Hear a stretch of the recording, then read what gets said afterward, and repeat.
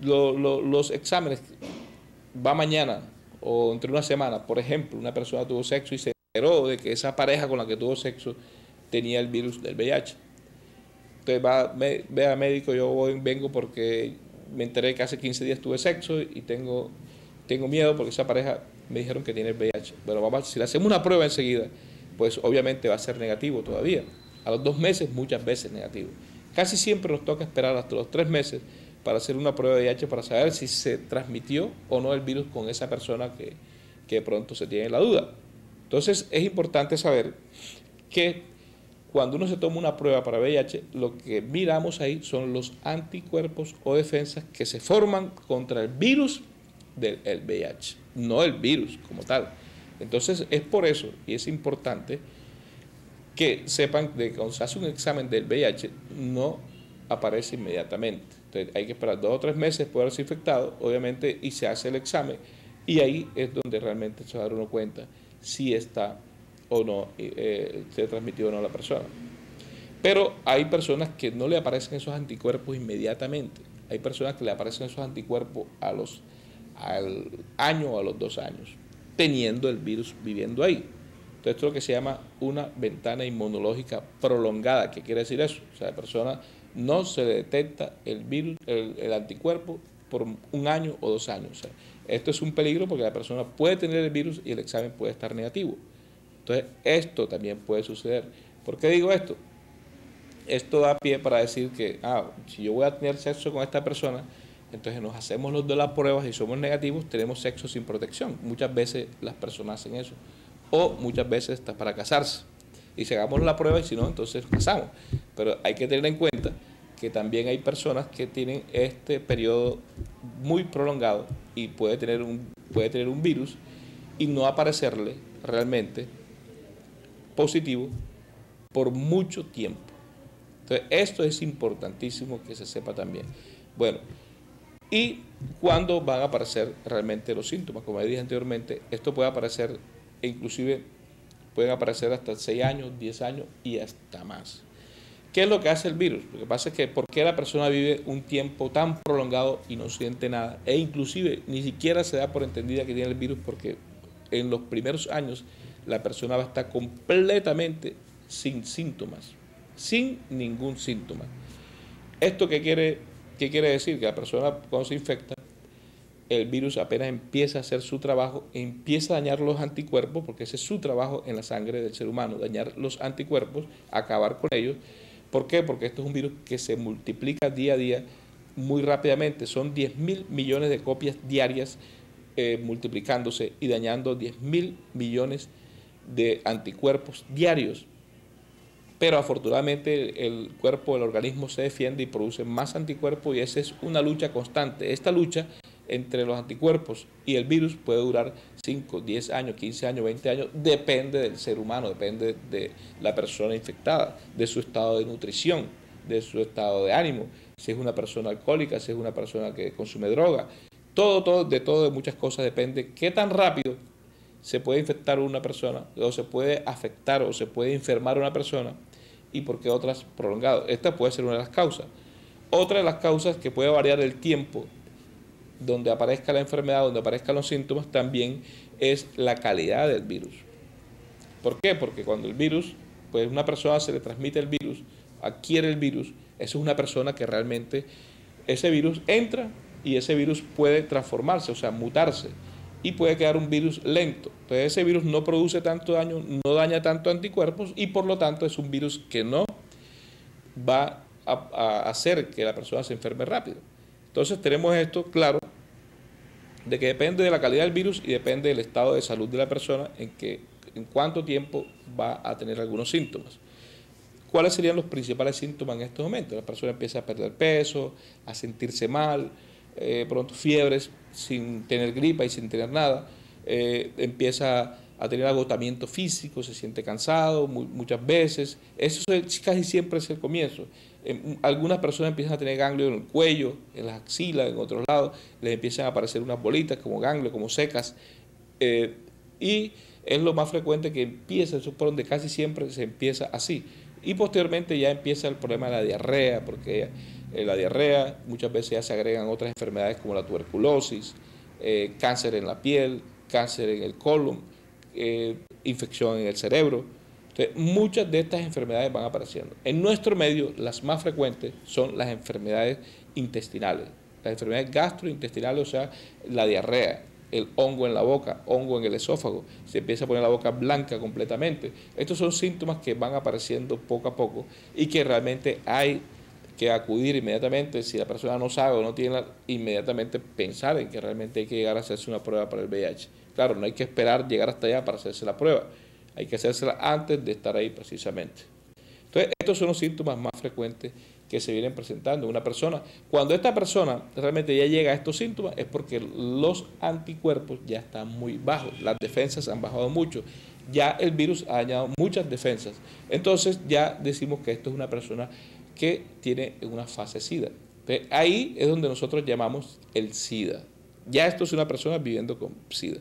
Cuando hablamos de la persona, que una persona que vivía con el virus y no se da ni siquiera por entendida, ni siquiera se ha dado cuenta, porque pueden pasar 5, 10, 20 años sin darse cuenta que tiene el virus. Esto es una fase que se llama, es una persona viviendo con VIH, simplemente, o lo que se conocía anteriormente como portador sano, o sea, una persona que no siente nada, pero vive con el virus.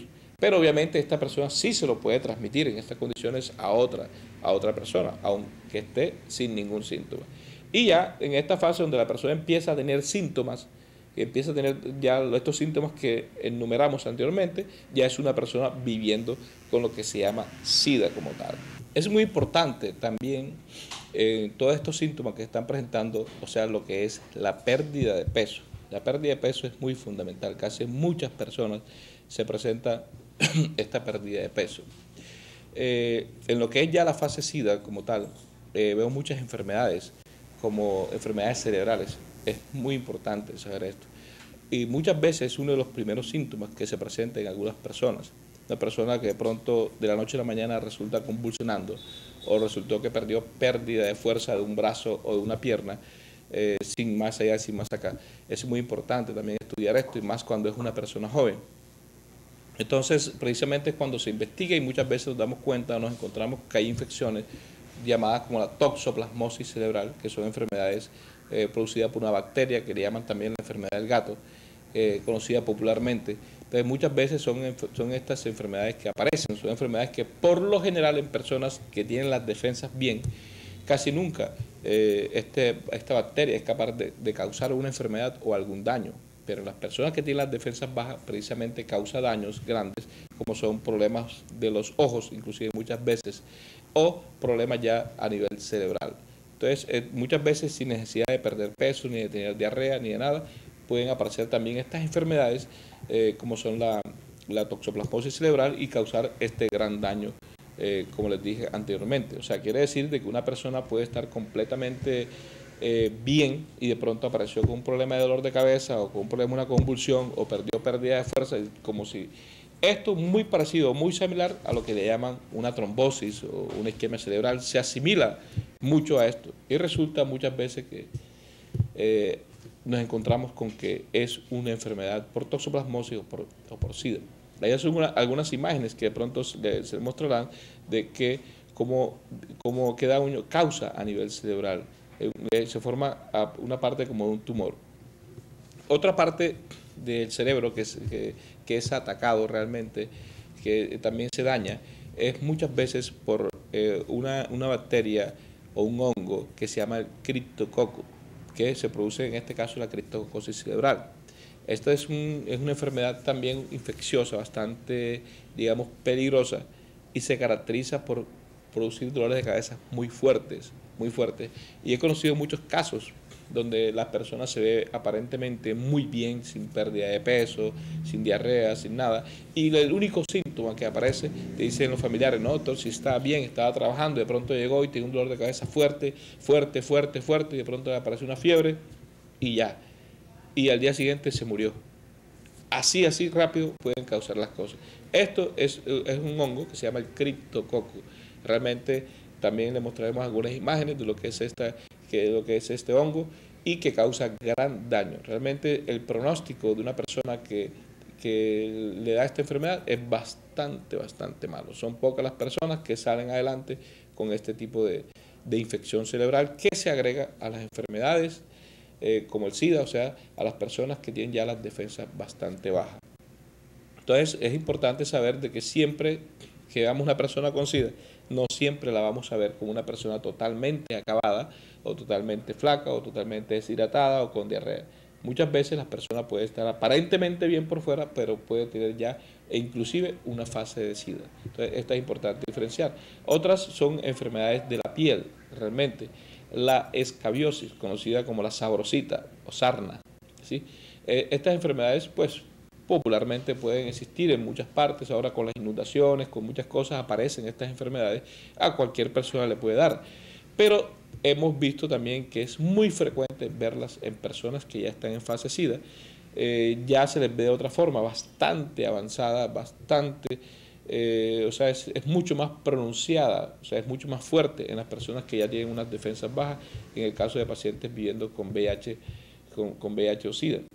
Y el herpes zóster también es otra enfermedad que le llaman culebrilla. También es muy frecuente en este tipo de enfermedades. Y como le hablaba también, lo que es el herpes genital, los hongos también en la boca y todo este otro tipo de lesiones que pueden aparecer. Y el cáncer realmente de la piel, que es conocido y el más conocido y el más frecuente es el sarcoma de Kaposi. Otras enfermedades, obviamente, que ya caracterizada por SIDA es la tuberculosis pulmonar, la tuberculosis de los ganglios del cuello y de otras partes del cuerpo, que también les estaremos mostrando unas imágenes de este tipo para que se las identifiquen alguna vez si la llegan a ver. ¿Cómo saber si una persona tiene el virus del VIH o no? O sea, yo no voy a decir de que de pronto en la calle, si usted es una persona, si la ven flaca, de pronto la identifica y dice, no, este está flaco, este tiene SIDA. No, puede ser cualquier otro tipo de enfermedad, puede ser cualquier cosa, o de pronto la situación está grave, económica, que es muy frecuente. Entonces puede que lo estén calumniando y no sea eso. O también, como les dije anteriormente, puede ser una persona bien rozagante y de pronto nadie, bueno, está flaco y nadie piensa que tiene el virus del VIH. Y es por esto que suceden con gran frecuencia y es por esto que se transmite y por eso es que hay tantas personas viviendo con el VIH, porque la persona se confía. La persona dice, no, si esa persona está linda o está lindo, está gordo o robusta o robusto, yo no lo vi mal, o sea que yo por eso tuve sexo y no me protegí. Eso es lo que pasa, porque eso no está en la frente, no se le ve en la frente, no se le ve en ningún lado. O sea, la única forma de saber si una persona tiene el virus del VIH o no es a través de una prueba para el VIH, haciéndose un examen de sangre. Solamente podemos saber si la persona tiene el virus del VIH o no. O sea, siempre se va a hacer con un examen que se denomina ELISA para VIH. ELISA para VIH, y ya hay otros tipos de muestras, hay muchas pruebas más para hacerlo, pero siempre tenemos esta como estándar, la más segura de pronto, pero de todas maneras no deja de ser una prueba que se llama presuntiva o que se llama una prueba, digamos, presuntiva, o sea, una prueba provisional, digamos así, una prueba de entrada que se hace. O sea, inicialmente, ¿cómo se hace? Se hace una prueba de esta, se toma la muestra de la sangre, se hace el laboratorio. Si esa está positiva, pues obviamente uno le dice, bueno, esta prueba está positiva, esta prueba es una prueba presuntiva que está positiva, hay que hacer un confirmatorio. Independientemente de la situación del paciente, es importante hacer un confirmatorio. Después del confirmatorio, que se denomina Western Blot, entonces ya después de esto, si este es positivo, confirmamos el diagnóstico. Si es negativo, pues ya decimos que era un falso positivo. Es importante tener esto en cuenta, que estas pruebas que se hacen en todos los laboratorios inicialmente son pruebas presuntivas y que pueden ser falsos positivos o falsos negativos. Por eso es importante y es fundamental y no se puede realizar ninguna prueba de VIH si no se tiene una asesoría. La asesoría antes de la prueba y después de la prueba. Eso se llama asesoría pre-test y post-test. Reglamentado esto y basado en el decreto 1543 del 12 de junio de 1997. O sea, es una ley, es un decreto y ningún laboratorio debe hacer una prueba si no le hace una asesoría al paciente. ¿Por qué? Porque es necesario que uno sepa realmente en qué tantos riesgos se encontraba esta persona para yo saber si esta prueba, y además para decirle que si está positiva puede ser una prueba, un falso positivo, o si está negativa puede ser un falso negativo y debe hacerse una prueba lo más pronto posible. O sea, es necesario siempre tener una educación y una orientación a la persona que se va a hacer la prueba del VIH. Por eso, si usted se va a hacer una prueba, donde se la vaya a hacer, tiene que exigir, si es aquí en Colombia, porque esto es ley, debe hacerse una asesoría pre-test y post-test para que esté usted bien informado de la prueba. Y si esto ya es positivo, se confirma, obviamente se hace lo que es ya entonces se viene otro proceso, hacer otros exámenes, que es para saber qué cantidad del virus tiene la persona y qué cantidad de anticuerpos, y esto nos va a servir para saber si hay que iniciar rápidamente un tratamiento o no a la persona que tiene este virus. Entonces ya entremos en materia de lo que es el medicamento. Ya una vez si vemos que la persona tiene el virus, tiene una cantidad del virus alta, los anticuerpos ya están muy bajos y hay que iniciar el medicamento, pues se inicia. Así la persona se sienta perfectamente bien, pero si ya las defensas están bajas, obviamente hay que iniciar el medicamento. O si la persona tiene síntomas, se siente mal, pérdida de peso, cualquier cosa, así las defensas estén altas, pero hay síntomas, hay que iniciar el medicamento. O sea, siempre esto es una determinación que tiene que tomar el médico y el paciente al mismo tiempo. Pero ¿cómo ha cambiado el panorama una vez ya aparecieron estos medicamentos a partir de 1996? Han cambiado realmente, pero muchísimo. O sea, cambió la vida de lo que era el SIDA. Porque anteriormente, nada más cuando no teníamos estas herramientas tan valiosas como era el medicamento, le tocaba al paciente solamente, prácticamente, como se dice, darle la bendición, porque realmente no veíamos ningunos resultados con los que existían hasta ese momento.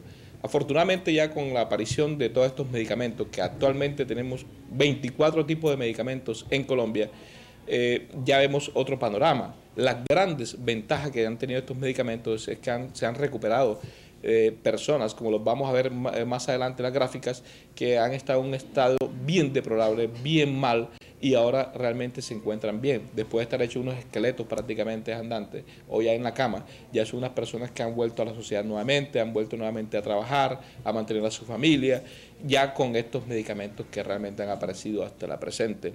Obviamente una de las desventajas de pronto son sus efectos secundarios. Quiere decir que todo tipo de medicamento tiene su grado de toxicidad o efectos que no son deseados.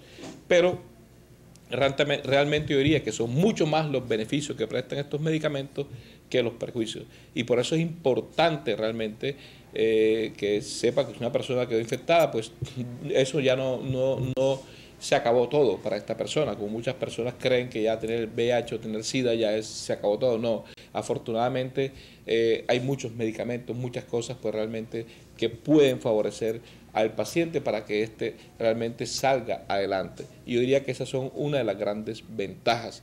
No por esto, obviamente, hay que tomarlo de folclore, como muchas personas lo dicen, no, si hay medicamento, entonces vamos a seguir y no usemos condón. No, esto realmente es, yo diría que es el error más grande que se podría cometer en este caso. Entonces, yo quería dejarle realmente ese gran mensaje. Si sabe, lo mejor de esto realmente es la prevención. Hay que evitar, y como se lo vamos a mostrar, o se han mostrado unas gráficas anteriormente, hay que evitar realmente llegar hasta allá. Hay que evitar realmente la transmisión al máximo. Todos realmente empezar por hacernos una prueba y tomar siempre las medidas de prevención para no llegar nunca a infectarse, y no es fácil estar tomándose al día 30 medicamentos o al mes. Inclusive hay pacientes que llegan a tomar 600 o 700 tabletas de algunos medicamentos en el día, y esto no es mentira ni es para asustar, es la realidad que se ve día a día con este tipo de enfermedad que estamos tratando.